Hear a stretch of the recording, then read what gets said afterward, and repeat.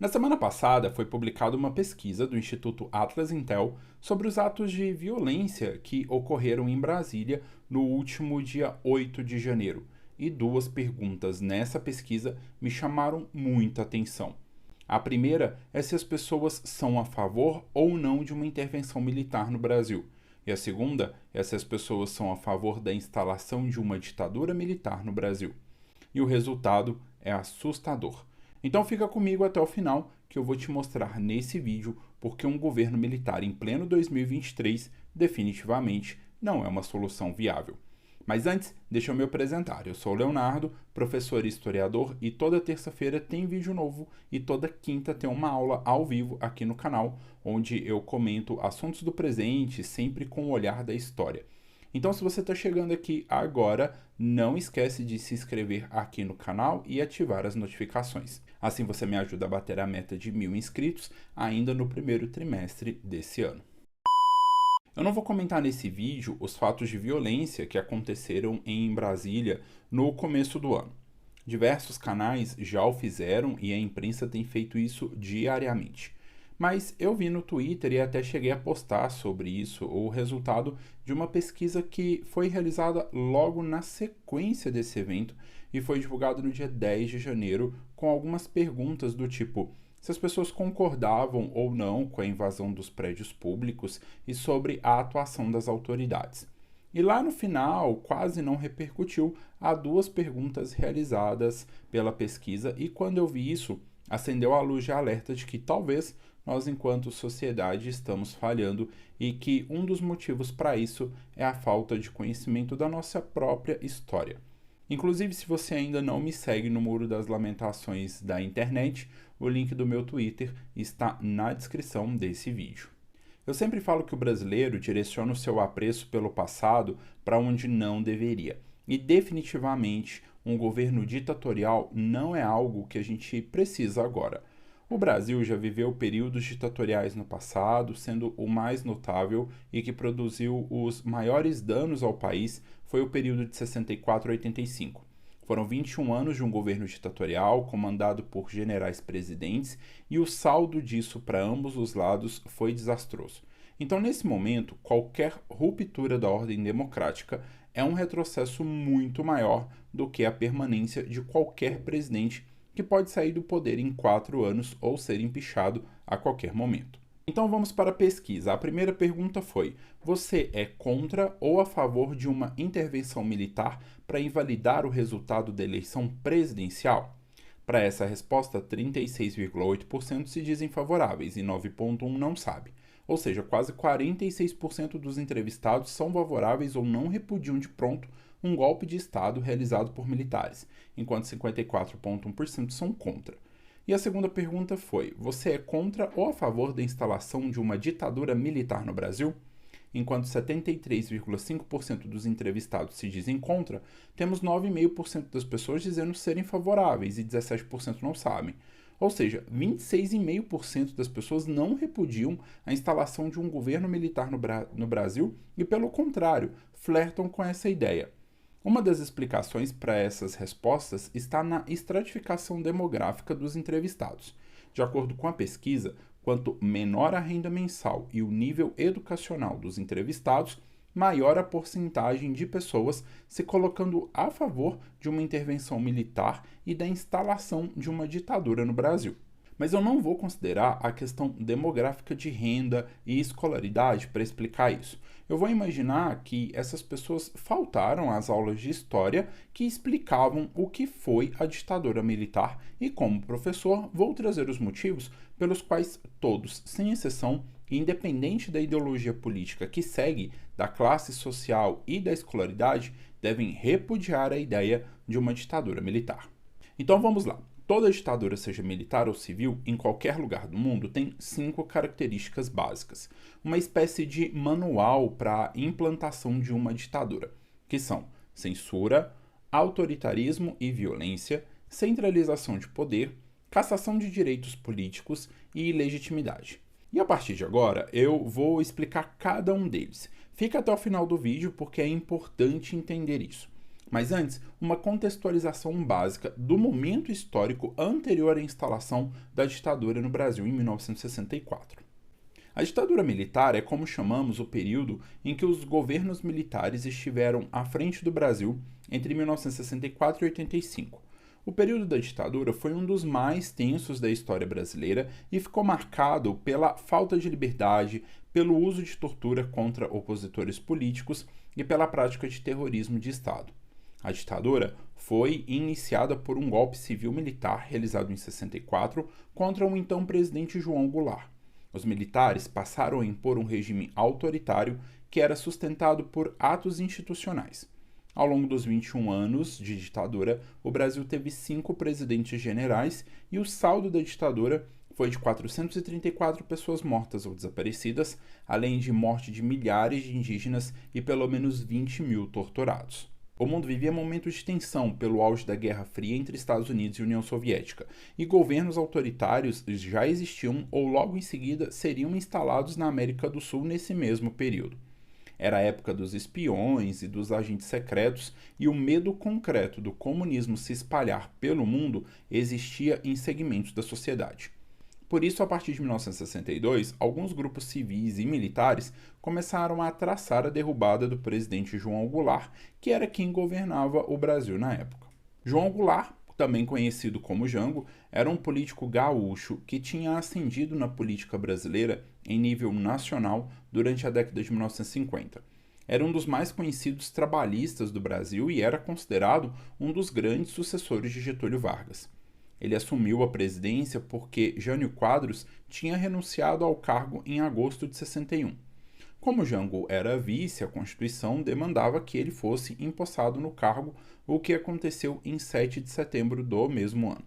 As tensões que existiam no Brasil aumentaram com o projeto de reformas do presidente, conhecidas como reformas de base. E elas eram um projeto que estipulava reformas estruturais no Brasil com o objetivo de reduzir as desigualdades existentes e, a partir disso, garantir o desenvolvimento do país. Geraram muitas insatisfações, principalmente por causa da reforma agrária, que era o projeto que garantia acesso à terra aos mais pobres e, de certo modo, prejudicava os interesses de grandes proprietários de terra. A relação política de Jango com os trabalhadores e os sindicatos era vista pela classe média e alta do Brasil como indício de comunismo. E essa mesma interpretação era feita pelo governo americano em relação a Jango, principalmente porque naquela época, como eu já falei, era o auge da Guerra Fria. Tudo isso aproximou militares e elites econômicas do Brasil. O resultado foi o nascimento de uma conspiração contra o presidente. Esse movimento acontecia meio que às escondidas e, para não levantar muitas suspeitas, foi criado o Instituto de Pesquisa e Estudos Sociais, o IPES, um grupo de fachada que se apresentava como uma organização que realizava pesquisas a respeito do Brasil e da sociedade brasileira, mas que servia de ponto de encontro secreto para que militares e o alto empresariado do Brasil se reunissem para derrubar o presidente. Havia também nesse movimento a participação de grandes veículos e grupos de imprensa da época, como o jornal O Globo, Jornal do Brasil e diários associados, que tinham como pauta críticas pesadas a João Goulart e que fazia a sua popularidade cair cada vez mais. Politicamente, o governo de João Goulart foi muito ruim e ele demonstrava ser hesitante e não conseguia capitalizar apoio para promover a reforma agrária. O resultado foi que ele ficou isolado, perdendo apoio considerável no Partido Social Democrático. E em março de 1964, ele tentou levar o seu governo ainda mais à esquerda, uma vez que o diálogo com a direita e o centro já haviam fracassado.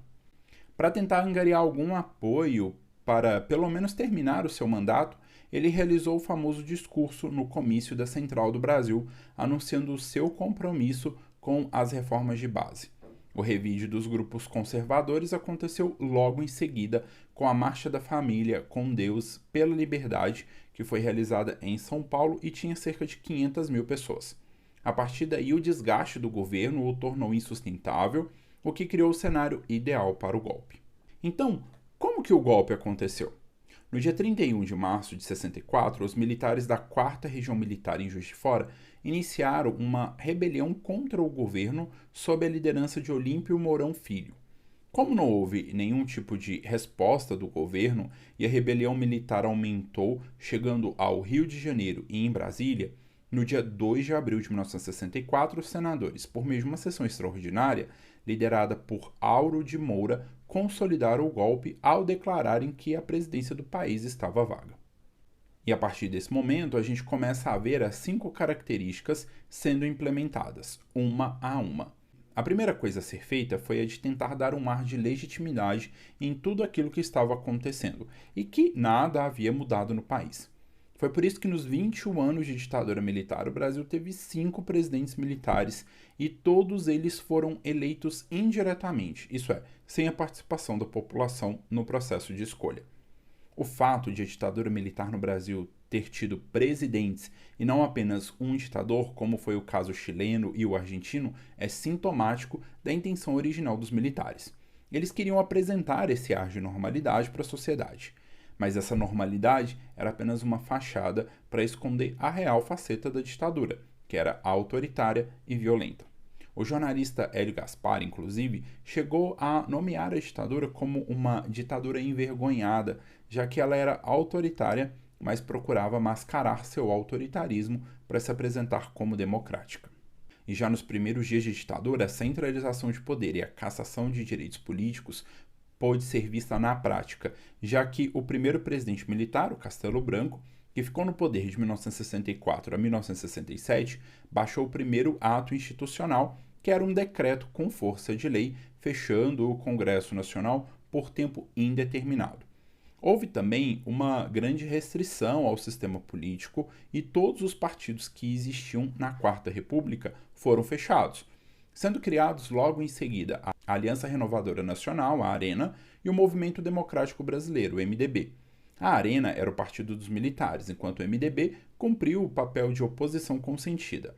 Os atos institucionais permitiram o regime militar cassar mandatos de políticos, e em 64 isso foi realizado maciçamente, alterar a Constituição, cassar direitos políticos de cidadãos, retirar o direito de voto da população, cassar todos os partidos políticos que existiam no país, fechar o Congresso, demitir funcionários públicos, intervir diretamente nos governos estaduais e municipais e por aí vai. Ou seja, centralização total de poder. A repressão e a violência por parte do Estado, sempre calcado pela Lei de Segurança Nacional, aumentou vertiginosamente. A ditadura militar foi um período de exceção, isso é, foi um período de repressão dos direitos civis e políticos da população e de concentração de poder dos militares. Sendo assim, as prisões arbitrárias, os sequestros, as cassações, as invasões de propriedade, a tortura, os assassinatos de cidadãos, sumiços de cadáveres e até atentados à bomba foram realizados pelo Estado, sempre com a justificativa de combate aos subversivos, aqueles que ameaçavam a soberania do país. E aqui cabe uma observação. Os atos violentos aconteciam de ambos os lados. A luta armada contra a ditadura militar brasileira consistiu em uma série de ações promovidas por diversos grupos de esquerda, especialmente entre 1968 e 1972, período marcado pelo endurecimento do regime. Embora tenha assumido um caráter de resistência, a maior parte dos grupos que integraram a luta armada não tinham como objetivo o retorno à ordem democrática anterior ao golpe militar, mas sim a realização de uma revolução socialista no Brasil, inspirando-se na Revolução Chinesa e na Revolução Cubana. Assaltos a bancos, sequestro e confrontos violentos no campo e na cidade aconteceram por parte desses grupos de resistência. Não havia muitos santos nessa história. A grande diferença é que o Estado, com todo o seu poder institucional e legal, conseguia praticamente monopolizar a violência nesse período.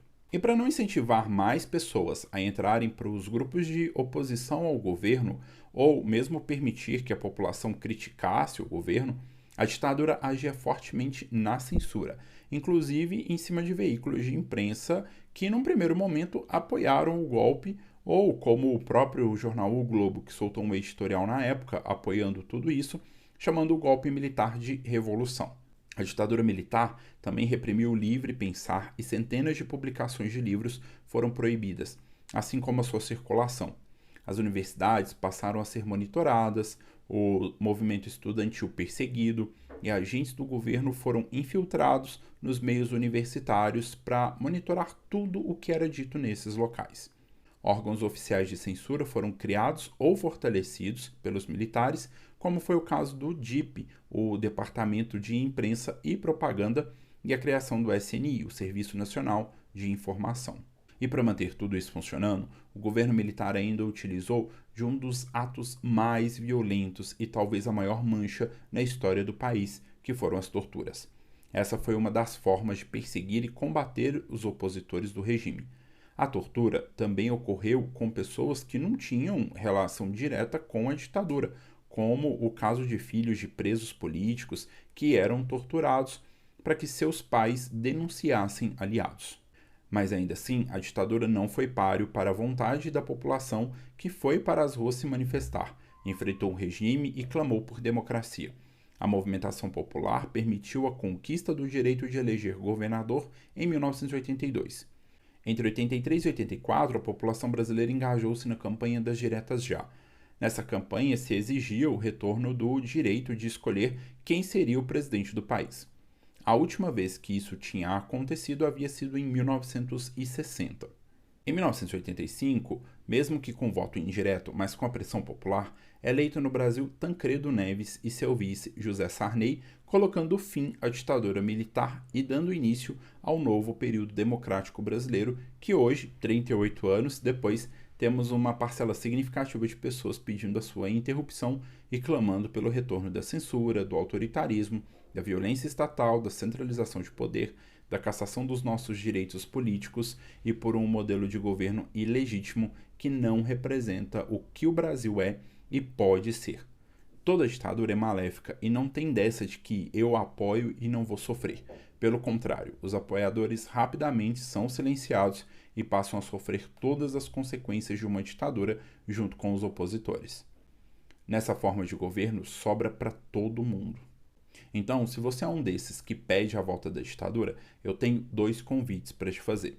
O primeiro é seguir o meu canal. É sério, toda semana eu trago vídeos e aulas ao vivo para que você melhore o seu entendimento da história. Porque senão, como diz Edmund Burke, aqueles que não conhecem a história estão fadados a repeti-la. O próprio Burke ainda diz que ninguém comete erro maior do que não fazer nada, porque só pode fazer um pouco. E eu seguirei fazendo o meu pouco toda semana aqui no YouTube. E o segundo convite é se tornar meu aluno. Eu sou professor particular de História e Atualidades e no link da descrição e fixado no primeiro comentário, você pode comprar de 1 a 3 aulas avulsas com duração de até 1h30 ou fechar um pacote de 4 aulas mensais, também de 1h30 cada. E o tema das aulas é livre, ou seja, você que vai me dizer o que você quer estudar. E os objetivos também são livres. Se, por exemplo, você precisa de ajuda para provas como Enem, vestibulares, está estudando para concursos ou ainda está no ensino médio e precisa de uma ajuda para algum trabalho escolar de história ou atualidades, eu posso te ajudar. Então clica no link da descrição, lá tem todos os detalhes de valores, agenda a sua aula e vem estudar comigo. Eu vou ficando por aqui, até o próximo vídeo ou a próxima live. Um grande abraço, tchau!